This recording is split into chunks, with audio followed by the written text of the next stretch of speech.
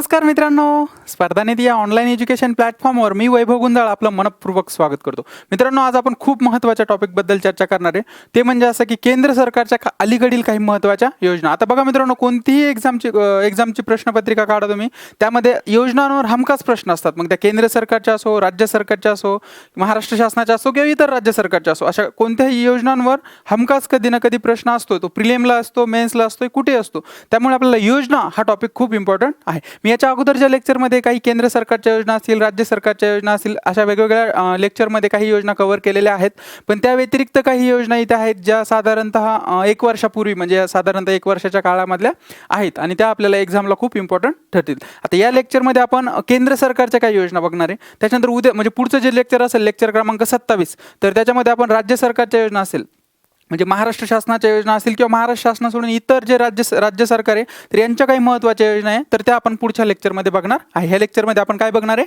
केंद्र सरकारच्या अलीकडील काही महत्त्वाच्या योजना ज्या कव्हर आतापर्यंत झालेल्या नाहीत त्या. मित्रांनो, लेक्चर क्रमांक 26 याच्या अगोदरचे लेक्चर सगळे मी यूट्यूबवर टाकलेले, बघितलेले असेल तर कृपया बघून घ्या.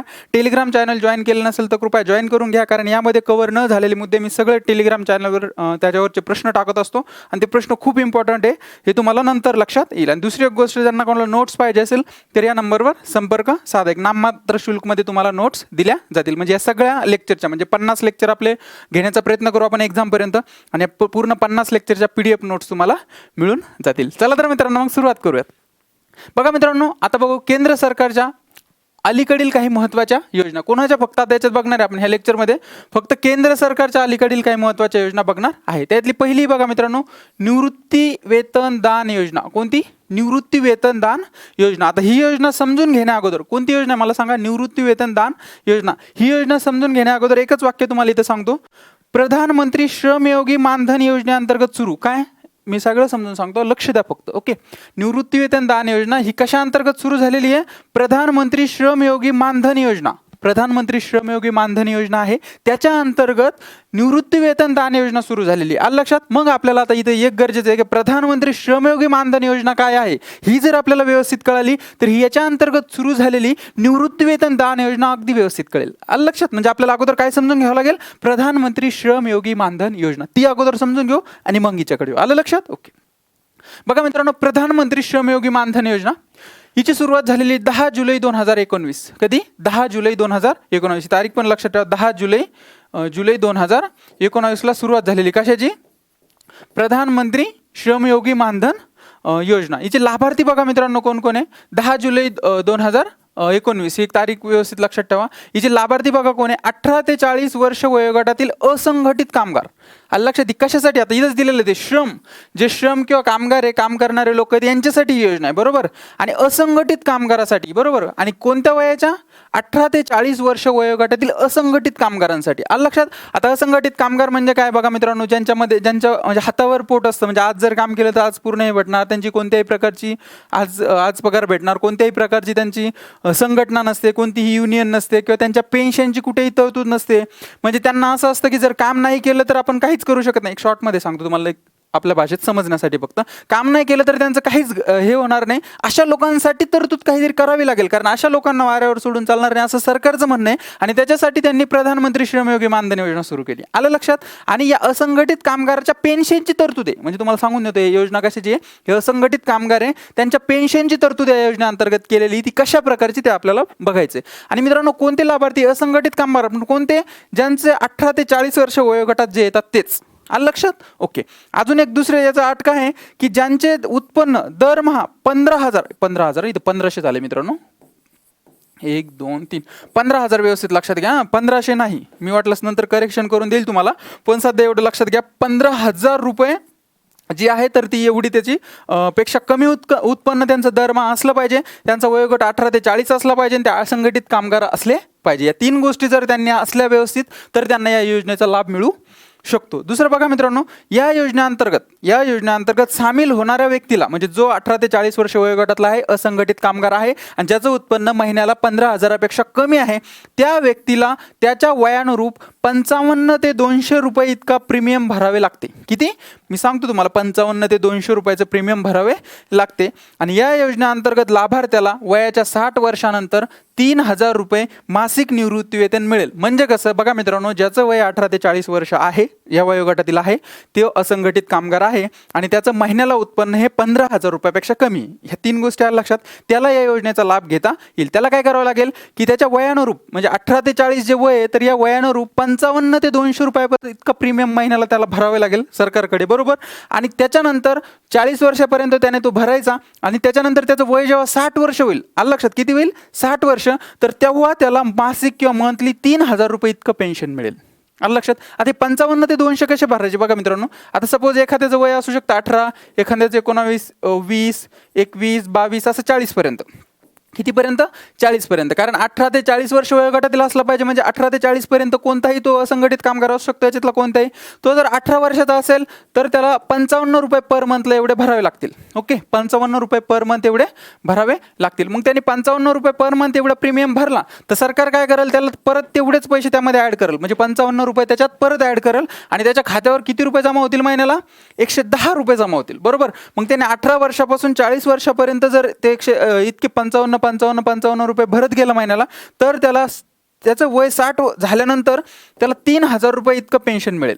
अलग लक्षात, 3,000 रुपये इतकं पेन्शन मिळेल. मग आता 19 असला थोडे जास्त भरावं लागेल, 20 असला थोडे जास्त भरावं लागेल, 21 असला थोडे जास्त भरावं लागतील. अशा प्रकारचा 40चा जर असेल, आता एखादा व्यक्ती जर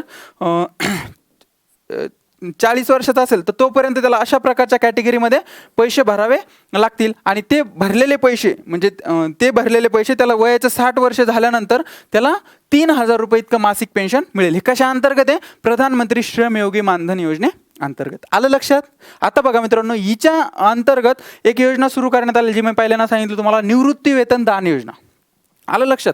आता बघा मित्रांनो, सुरुवात 7 मार्च 2022 आणि याची सुरुवात कधी झालेली आहे, 10 जुलै 2019. आणि याच्या अंतर्गत जी आता निवृत्ती वेतन दान योजना सुरू करण्यात आलेली आहे, तर तिची सुरुवात कधी झाली, 7 मार्च 2022. कोणी केली, तर भूपेंद्र यादव यांनी घोषणा केली. केंद्रीय कामगार आणि रोजगार मंत्री आहेत. कोण, भूपेंद्र यादव यांनी याची सुरुवात केली किंवा घोषणा केली, केंद्रीय कामगार आणि रोजगार मंत्री. आता बघा मित्रांनो, ही प्रधानमंत्री श्रमयोगी मानधन योजनेअंतर्गत सुरू, प्रधानमंत्री श्रमयोगी मानधन योजनेअंतर्गत सुरू कोणती, निवृत्ती वेतन दान योजना. आता तुम्हाला प्रधानमंत्री श्रमयोगी मानधन योजना तर अगदी व्यवस्थित कळालेली आहे. आता बघा मित्रांनो, उद्देश आता तुमच्या लक्षात येईल. उद्देश काय, नागरिकांना, तिथे लक्षात घ्या व्यवस्थित, नागरिकांना त्यांच्या सहाय्यक कर्मचाऱ्यांच्या, उदाहरणार्थ आता बघा मित्रांनो, जो असंघटित कामगार असेल ते कुणातरी एका व्यक्तीकडे कामाला असेल, बरोबर, एखाद्या व्यक्तीच्या अंडर कामाला असेल, तर त्यांच्या सहाय्यक कर्मचाऱ्यांच्या, उदाहरणार्थ आता एक व्यक्ती, त्याला एखादा ड्रायव्हर आहे, तो असंघटित क्षेत्रातच येणार. घरगुती कामगार आहे, तो पण असंघटित क्षेत्रातच येणार, कारण त्याला काढून टाकलं तर त्याला घरीच जाणार डायरेक्ट, त्याला कोणतेही पेन्शन नंतर मिळणार नाही,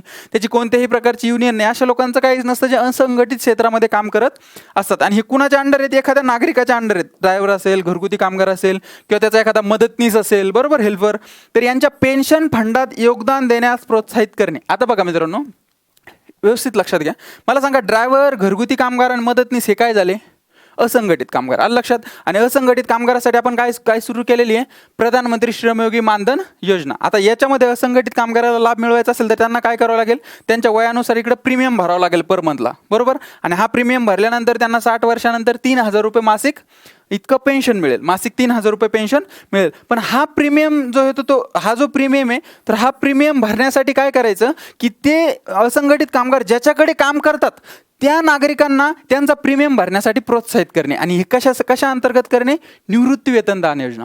लक्षात, निवृत्ती वेतन दान योजनेअंतर्गत काय करणे की जो प्रधानमंत्री श्रमयोगी योजनेअंतर्गत जो प्रीमियम भरायचा, तर तो प्रीमियम या कर्मचाऱ्यांकडून न घेता, या कर्मचाऱ्या ज्याच्याकडे काम करतात तर त्यांना भरण्यासाठी प्रोत्साहित करणे, निवृत्ती वेतन दान योजना. ते भरतील न भरतील असं काही ना, यांच्याकडे काही कंपल्सरी नाही. ही जी जबाबदारी सगळी कर्मचाऱ्यांवरच आहे की त्या असंघटित कामगारावरच आहे की भरायचं की नाही भरायचं. त्यांनी भरलं तर त्यांना लाभ मिळेल, पण यांना प्रोत्साहित करणे फक्त की तुम्ही भरा, जेणेकरून तुमच्याकडे जे व्यक्ती काम करतात की त्यांना 60 वर्षानंतर की त्यांच्या भविष्याची काहीतरी तरतूद होईल, त्यांना काहीतरी पेन्शन मिळेल, असं या नागरिकांना सांगणे आणि यांना प्रोत्साहित करणे की तुमच्या अंडर असलेले जे कर्मचारी किंवा असंघटित कामगार आहे त्यांचं प्रीमियम भरा. आलं लक्षात. आणि कशा अंतर्गत हे चाललंय, निवृत्ती वेतन दान योजना. आता बघा मित्रांनो, देणगीदार किमान 1 वर्षासाठी योगदान देऊ शकतो. किती, 1 वर्षासाठी योगदान देऊ शकतो. याची रक्कम लाभार्थ्याच्या वयानुसार 660 ते 2400 पर्यंत असेल. आता बघा मित्रांनो, इथे एक गोष्ट आपण बघितली की 55 ते 200 रुपये इतका मंथली प्रीमियम भरावं लागेल, बरोबर. आणि इथं काय दिलं, हे कुणाला भरावं लागेल, त्या कर्मचाऱ्याला, संघटित कामगाराला, बरोबर. आणि इथं काय दिलं त्यांनी की देणगीदार किमान एका वर्षासाठी. देणगीदार म्हणजे कोण, हा नागरिक जो त्याच्या जे असंघटित कामगार त्याच्या अंडर काम करतात, तो नागरिक किंवा तो व्यक्ती एका वर्षासाठी त्यांचं प्रीमियम भरू शकतो. म्हणजे त्याला एक प्रोत्साहन द्यायचं की तू एक कमीत कमी 1 वर्ष यांचं प्रीमियम भर. कुणाचं, जे तुझ्या अंडर काम करतात त्यांचं एक्स्ट्रा प्रीमियम तू भर, असं कोणाला म्हणायचं, या नागरिकांना. आणि एका वर्षासाठी ते योगदान देऊ शकतात. आणि लाभार्थ्याच्या वयानुसार रुपये 660 ते 2400 पर्यंत असेल. म्हणजे लाभार्थी म्हणजे कोण, त्याच्या अंडर काम करणारा व्यक्ती. याच्या किती, 660 ते 2400. हा ते 660 कसं बघा मित्रांनो, 55 रुपये, त्याचं वय जर 18 वर्ष असेल, त्याच्या अंतर्गत काम करणाऱ्या व्यक्तीचं वय जर 55 वर्ष असेल, त्याला गुणिले 12 केल्यानंतर किती येतं, 660 रुपये. ओके. त्याच्यानंतर त्याच्या अंडर येणाऱ्या व्यक्तीचं वय जर सपोज याच्यापेक्षा जास्त असेल, बरोबर, 200 रुपये असेल सपोज, 200, त्याचं वय जर 40 वर्ष असेल, 40, आणि त्याला जर मग मंथली किती भरावं लागेल, 40 असेल तर 200 रुपये, बरोबर. मग आता हे किती येतात, 400, 1 मिनिट,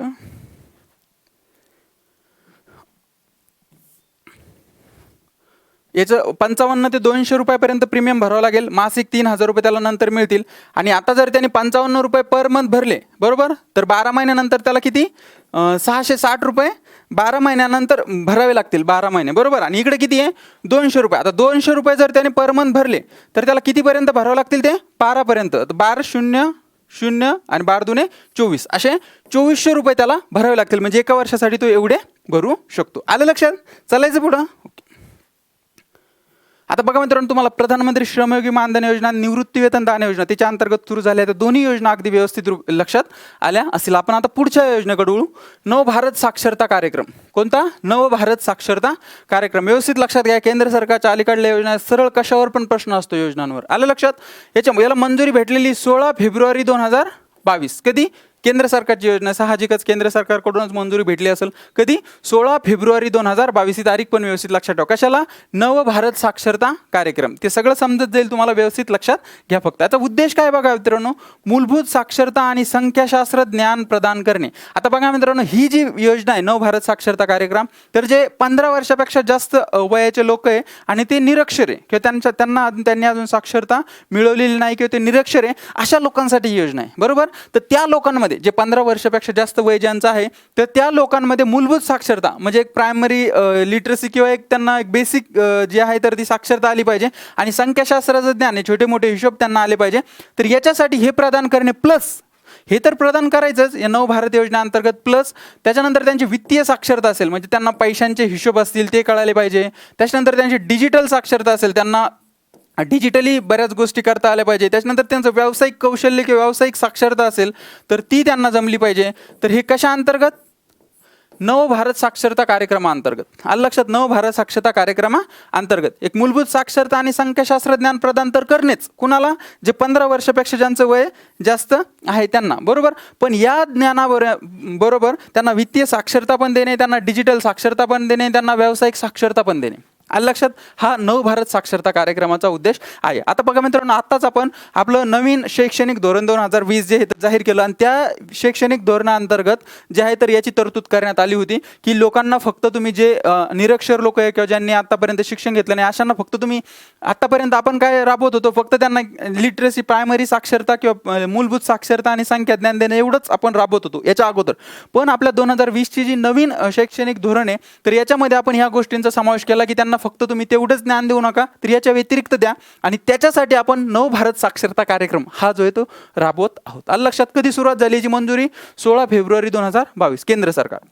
उद्देश आहे मूलभूत साक्षरता आणि संख्याशास्त्र ज्ञान प्रदान करणे, प्लस वित्तीय, डिजिटल आणि व्यावसायिक साक्षरता याच्या व्यतिरिक्त अजून छोट्या मोठ्या गोष्टी तर त्या त्यांना प्रदान करणे. अंमलबजावणी शिक्षण मंत्रालय, ऑब्वियस शिक्षण मंत्रालयच करणार.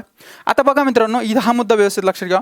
दरवर्षी 1 कोटी अभ्यासक, दरवर्षी 1 कोटी अभ्यासक, याप्रमाणे 2022 ते 2027 पर्यंत 5 कोटी निरक्षरांना साक्षर करणे. म्हणजे बघा मित्रांनो, या नवभारत साक्षरता कार्यक्रमाचा जो कालावधी आहे तो 2022 ते 27. किती आहे? 2022 ते 27 एवढा जो होतो त्याचा कालावधी आहे. आणि या कालावधीमध्ये हे झाले 5 वर्ष, बरोबर. तर प्रत्येक वर्षाला 1 कोटी निरक्षरांना साक्षर करणे. कशा प्रकारचं? एक तर त्यांना मूलभूत साक्षरता आणि संख्याज्ञान प्रदान करणे, प्लस वित्तीय डिजिटल व्यावसायिक या प्रकारच्या साक्षरता पण त्यांना प्रदान करणे. दरवर्षी किती? 1 कोटी. 5 वर्षात किती? 5 कोटी साक्षर लोक, निरक्षर लोक जे 15 वर्षापेक्षा जास्त आहे, तर त्यांना 5 कोटी निरक्षरांना साक्षर बनवणे. कशा अंतर्गत? नवभारत साक्षरता कार्यक्रमाअंतर्गत. आणि या कार्यक्रमाचा जो कालावधी तो काय? 2022 ते 27. ही गोष्ट व्यवस्थित लक्षात ठेवा. सरळ प्रश्न आहेत खालीलपैकी कोणत्या कालावधीसाठी नवभारत साक्षरता कार्यक्रम आपण राबवला किंवा राबवत आहोत? तर कोणत्या? 2022 ते 27. आणि किती कोटी? 5 कोटी. ओके. आता बघा मित्रांनो, इथे केंद्रीय पुरस्कृत योजना कोणती? नवभारत साक्षरता कार्यक्रम. आता तुम्ही म्हणताल सर ही योजना तर तुम्ही केंद्र सरकारच्या सगळ्या योजना घेऊ लागले आणि मग केंद्रीय पुरस्कृत योजना असं का बरं म्हणता येईल? साहजिक आहे, केंद्रीय योजना असेल म्हणजे केंद्रीय पुरस्कृत असेल. तर तुम्हाला इथे एक छोटासा फरक येतो लक्षात, म्हणजे कदाचित माहिती नसेल असं मला वाटतं. तो फरक मी तुम्हाला व्यवस्थित समजून सांगतो म्हणजे तुमच्या व्यवस्थित लक्षात येईल. बघा मित्रांनो, केंद्रीय क्षेत्र योजना, केंद्रीय क्षेत्र योजना आणि केंद्रीय पुरस्कृत योजना, या दोन योजनांमधला फरक इथे लक्षात घ्या. तुम्हाला कदाचित छोटा फरक माहिती नसेल. केंद्रीय पुरस्कृत योजना कोणती? केंद्रीय पुरस्कृत योजना आणि केंद्रीय क्षेत्र योजना ह्या दोन मध्ये फरक आहे. ज्या वेळेस केंद्रीय क्षेत्र योजना असा जिथं नाम असतं, म्हणजे एखादी योजना असते आणि त्याच्या खाली असं लिहिलेलं असतं की केंद्रीय क्षेत्र योजना आहे, तर त्यावेळेस त्या योजनेचा पूर्ण खर्च हा केंद्र सरकार करत असतं. आलं लक्षात मी काय बोलतोय? एखादी योजना असेल आणि त्या योजनाखाली जर असं लिहिलेलं असेल केंद्रीय क्षेत्र योजना, तर असं समजून घ्यायचं की या योजनेच्या अंमलबजावणीचा पूर्ण खर्च हा केंद्र सरकार करतंय, असा त्याचा अर्थ होतो. आणि केंद्रीय पुरस्कृत योजना म्हणजे काय? की या योजनेचा खर्च केंद्र आणि राज्य दोन्ही मिळून करताय. आले की लक्षात मी काय बोलतो? या योजनेला खर्च किंवा फंड कोण देत आहे? केंद्र पण देतो आणि राज्य पण देते. कधी? ज्यावेळेस केंद्रीय पुरस्कृत योजना असती. आणि केंद्रीय क्षेत्र योजना असते त्यावेळेस फक्त आणि फक्त कोण अंमलबजावणी करायचं? खर्च कोण देतं? फक्त आणि फक्त केंद्र सरकार. आलं लक्षात? ह्या दोन गोष्टीचा फरक इथे लक्षात घ्या. आता हे इथपर्यंत लक्षात आलं असेल.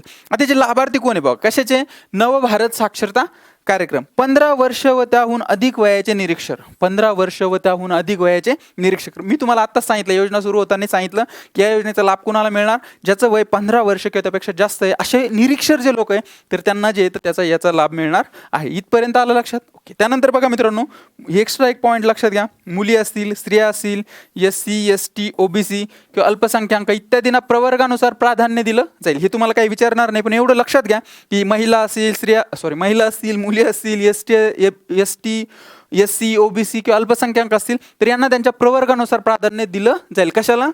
नवभारत साक्षरता कार्यक्रमाला. आलं लक्षात? हे आलं लक्षात? पूर्ण नवभारत साक्षरता कार्यक्रम, केंद्रीय क्षेत्र योजना आणि केंद्र पुरस्कृत योजना याच्यातला फरक आला, समजून आला. याच्या अगोदरची श्रमयोगी मानधन योजना आणि नवभारत साक्षरता योजना आणि निवृत्ती वेतन दान योजना, या तिन्ही पण योजना तुमच्या अगदी व्यवस्थितरित्या लक्षात आल्या असेल असं गृहीत धरतो आणि पुढं कंटिन्यू करतो. तर बघा मित्रांनो, आता पुढे पढे भारत वाचन मोहीम, हे व्यवस्थित लक्षात घ्या. ही मोहीम खूप महत्त्वाची आहे. पढे भारत वाचन मोहीम. आता थोडंसं 1 मिनिट बोलतो फक्त. मित्रांनो, योजना आहे ना, तुम्हाला कदाचित असं वाटेल की सगळं लिहून आपल्याला इतकं सगळं लक्षात ठेवायचं आहे, पण योजना खूप इम्पॉर्टंट आहे. तुम्हाला खूप म्हणजे खूपच इम्पॉर्टंट आहे. योजना तुम्हाला कुठेही कामं येतील. पूर्व परीक्षा असेल, मुख्य परीक्षा असेल, त्याच्यामुळे योजना सरकारच्या कोणत्या सोडायच्या नाही. योजना म्हणजे सरकारला, आयोगाला सरळ एक अपेक्षित आहे की जो प्रशासकीय अधिकारी त्याला केंद्र सरकारच्या, राज्य सरकारच्या किंवा इतर सरकारच्या सगळ्या योजना माहिती असणं अपेक्षित आहे. कारण त्याच्यासाठीच तर तुम्हाला सगळ्या गोष्टी करायच्यात ना. आलं लक्षात? तर त्याच्यामुळं हे अपेक्षित आहे. त्याच्यामुळे आपल्या योजना सगळ्या व्यवस्थित लक्षात राहणं गरजेचं आहे. तर त्याच्यामुळे पहिल्या 3 झाल्या, अजून पण बघू. याच्या पुढच्या लेक्चरमध्ये पण सगळ्या योजना आपण डिटेल बघू व्यवस्थित, ज्या तुमच्या एक्झाम पॉईंट ऑफ व्ह्यू महत्त्वाच्या आहे. त्याच्यामुळे सगळं लेक्चर अगदी व्यवस्थित बघा, तुम्हाला खूप नंतर भविष्यात कामं येईल. तर बघा मित्रांनो, पढे भारत वाचन मोहिमेची सुरुवात झालेली 1 जानेवारी 2022. कधी? 1 जानेवारी 2022 सुरुवात झालेली. कशाची? पढे भारत वाचन मोहीम. तर बघा मित्रांनो, कोणी केली? केंद्रीय शिक्षण मंत्री धर्मेंद्र प्रधान यांनी 1 जानेवारी 2022 पढे भारत वाचन मोहिमेची सुरुवात केली. कधी? 1 जानेवारी 2022. आता बघा मित्रांनो, ही 100 दिवसांची वाचन मोहीम आहे. आता मी तुम्हाला याच्याबद्दल बऱ्याच नवीन गोष्टी सांगणार आहे. ह्या योजनेची अंमलबजावणी कशी होती, याच्यानंतर याचे परिणाम काय असणार आहे. तर या गोष्टीचा खूप जो येतो खूप व्यवस्थित तुम्हाला कळेल. याच्या अगोदरची जी आपण बघितली मित्रांनो की नवभारत साक्षरता कार्यक्रम, याच्यामध्ये मी तुम्हाला सांगितलं की आपली न्यू एज्युकेशन पॉलिसी पॉलिसी 2019ची आणि जी आत्ताची ती योजना आणि ही योजना या दोन्हीचा पण समावेश त्यांनी त्या न्यू एज्युकेशन पॉलिसीमध्ये केला होता की शिक्षणामध्ये काहीतरी बदल घडवून आणण्याचं त्याचं जे आहे तर ते उद्देश होता. आता त्याच्यामध्ये पण आपण बदल घडून आणला, यामध्ये वेगळ्या ह्या गोष्टी वेगळ्या एक्स्ट्रा दिल्या आणि इथं पण काहीतरी वेगळ्या एक्स्ट्रा गोष्टी देणार आहोत. त्या कशा बघा. मित्रांनो 100 दिवसाची वाचन मोहीम आहे. हिचा कालावधी 1 जानेवारी 2022 ते 10 एप्रिल 2022. व्यवस्थित लक्षात घ्या, जवळपास 1 जानेवारी 2022 ते 10 एप्रिल 2022 मध्ये जवळपास एक 100 दिवसांचा हा कालावधी आहे किंवा 14 आठवडे आपण असं पण म्हणू शकतो. काही पण ऑप्शन आलं तरी पण क्लिक करायचं की पडे भारत वाचन मोहीम खालीलपैकी कोणत्या कालावधीसाठी किंवा किती कालावधीसाठी राबवण्यात येणार आहे. 100 दिवस ऑप्शन असलं तरी पण बरोबर आणि 14 आठवडे असलं तरी पण बरोबर. आलं लक्षात? ह्या दोन गोष्टी इथं लक्षात घ्या. आणि इथं लक्षात घ्या मित्रांनो, लक्ष बालवाटिका ते 8वी पर्यंतची मुले, बालवाटिका म्हणजे अंगणवाडी किंवा बालवाडी असते ना, तर त्याला म्हणतात बालवाटिका. आणि 8वी पर्यंतचे, तिथून तर कितीपर्यंतचे, 8वी पर्यंतचे मुले यांच्यासाठी जे तर ही योजना राबवण्यात येणार आहे. पडे भारत वाचन मोहीम खालीलपैकी कुणासाठी राबवण्यात येणार आहे, तर कुणासाठी, जे बालवाटिका ते 8वी पर्यंतचे मुले यांच्या सगळ्यांसाठी. आणि किती दिवस, 100 दिवस किंवा 14 आठवडे. ह्या दोन गोष्टी इथं लक्षात घ्या. आता बघा मित्रांनो, मूलभूत साक्षरता आणि संख्याशास्त्र या कौशल्यावर भर देणे. इथे एक नवीन शब्द आलाय, कौशल्य.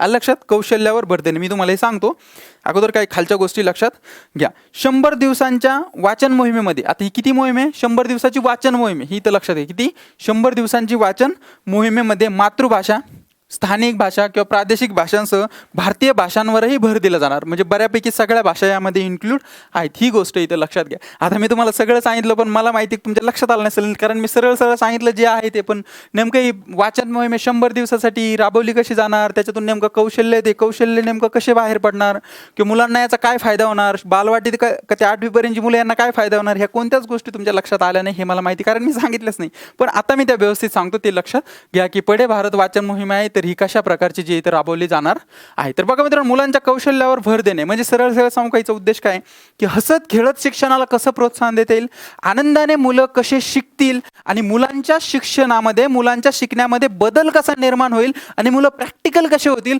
याचा जो आहे तर याचा उद्देश आहे पडे भारत वाचन मोहिमेचा उद्देश आहे. रटाळवानं जे शिक्षण आहे ते नकोय, कंटाळवानं शिक्षण नकोय, याला काहीतरी वेगळ्या प्रकारचे अँगल देऊन मुलांमध्ये ते रुजवणं, याचा जो उद्देश आहे पडे भारत वाचन मोहिमेचा हा उद्देश आहे. तो कसा बघा मित्रांनो, आता मी सांगितलं तुम्हाला 100 दिवस किंवा 14 आठवडे ही योजना राबवण्यात, ही मोहीम राबवण्यात आलेली. इथं काही डाऊट इथपर्यंत, 14 आठवडे किंवा 100 दिवसापर्यंत ही योजना राबवण्यात आलेली, याच्यात काही डाऊट नाही. तर बघा मित्रांनो, यामध्ये काय केलं जाणार की शिक्षक असतील, पालक असतील, त्याच्यानंतर काही प्रशासक असतील, काही स्वयंसेवक असतील. शिक्षक, पालक, प्रशासक, स्वयंसेवक,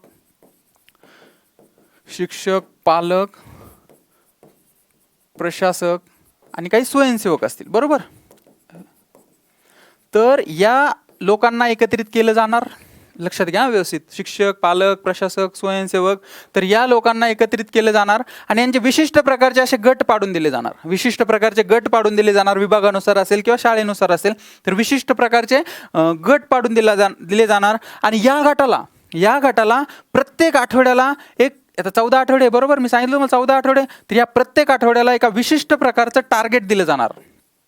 विशिष्ट प्रकारचं टार्गेट किंवा ऍक्टिव्हिटी दिली जाणार. विशिष्ट प्रकारची काय दिली जाणार, एक ऍक्टिव्हिटी दिली जाणार. बघा व्यवस्थित लक्षात घ्या.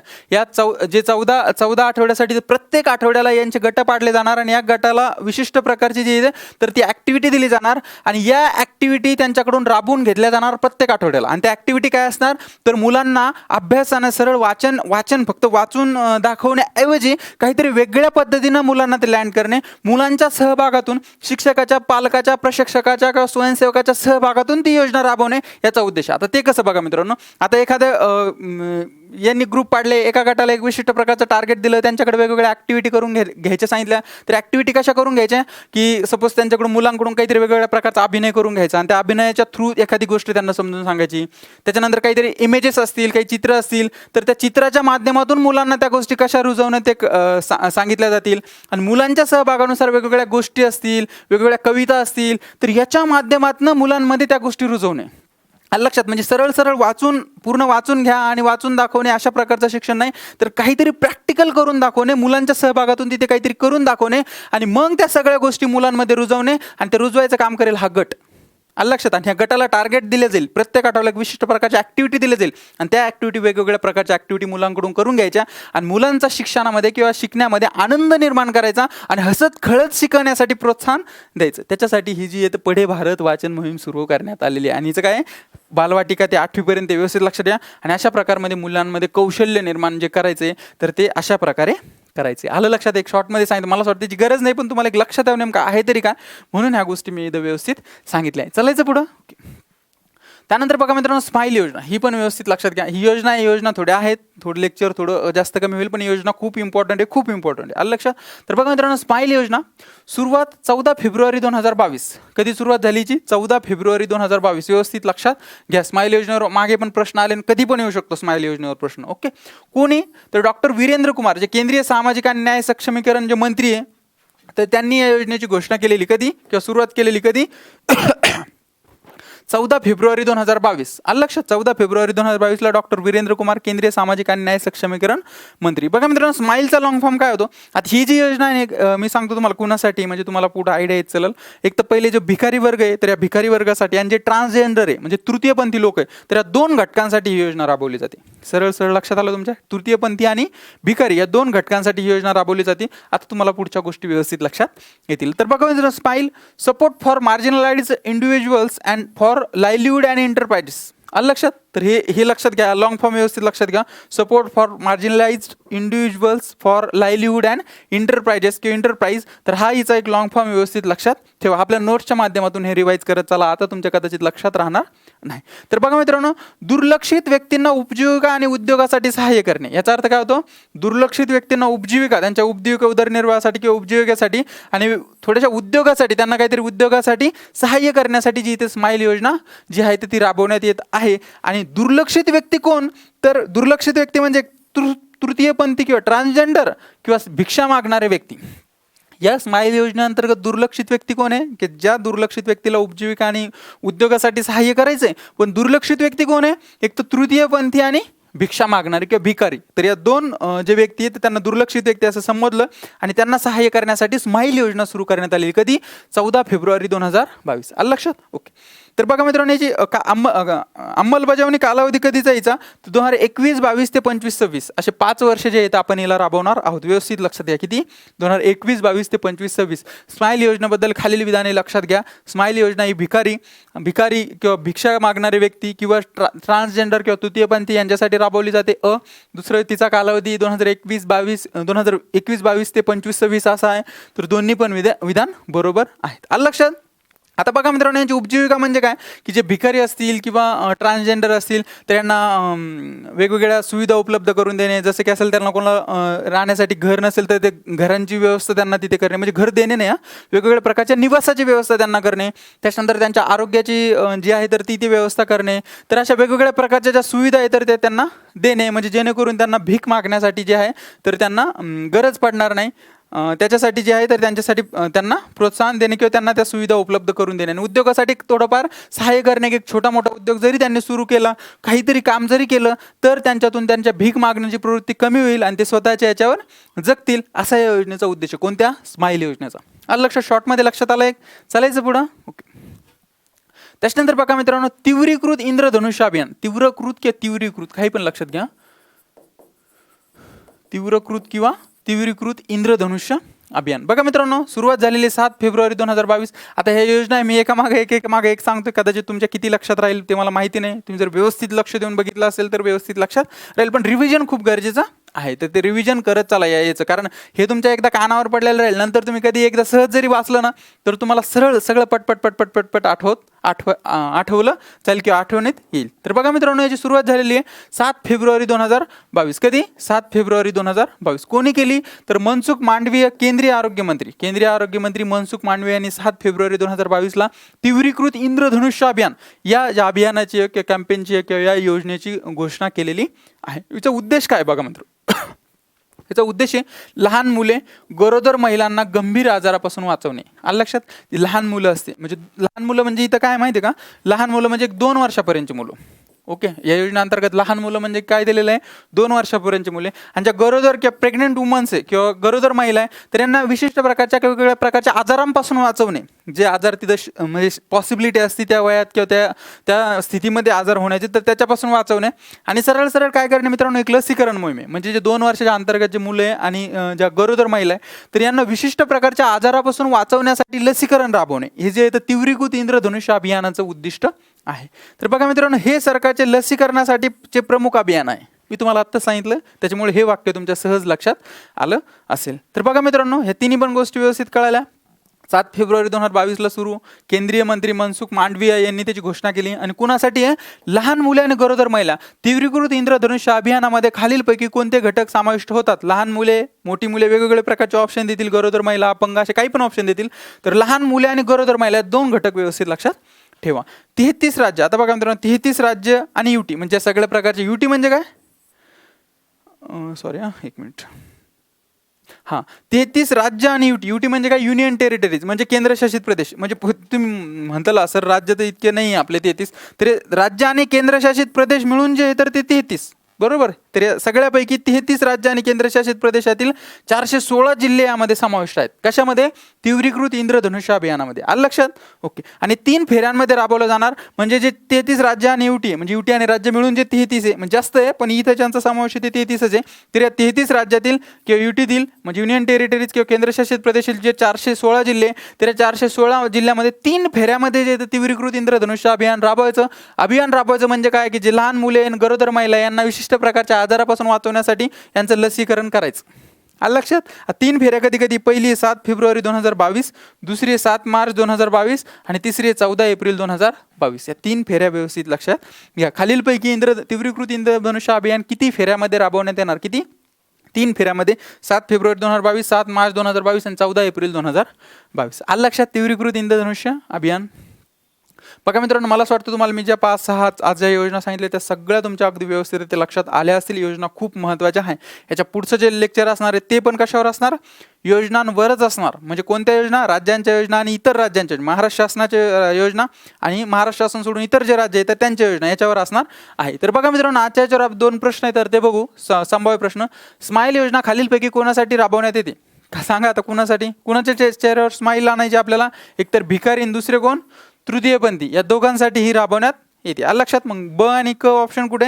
हे इथे. आलं लक्षात. काय उत्तर आपलं? ब आणि क. त्याच्यानंतर बघा मित्रांनो, बालवाडी किंवा बालवाटिका ते डॅश डॅश इयत्तेपर्यंतच्या मुलांचा समावेश पडे भारत वाचन मोहिमेअंतर्गत करण्यात आलेला आहे. सांगा मला, बालवाटिका ते कितवीपर्यंतची मुले पडे भारत अंतर्गत मोहिमेअंतर्गत करण्यात आलेले? मी सांगितलं तुम्हाला किती, सांगा? 8वी पर्यंतची. आलं लक्षात. मला असं वाटतं तुम्हाला हे प्रश्न सहज सुटले असतील. त्या योजना परत रिवाइज करायला विसरू नका. योजना खूप महत्त्वाच्या आहेत. बघा मित्रांनो, मला असं वाटतं तुम्हाला सगळ्या योजना अगदी व्यवस्थित लक्षात आल्या असतील आणि उद्याच्या पण सगळ्या योजना आणि त्या तुमच्या व्यवस्थित लक्षात येतील. थांबायचं मग. थँक्यू.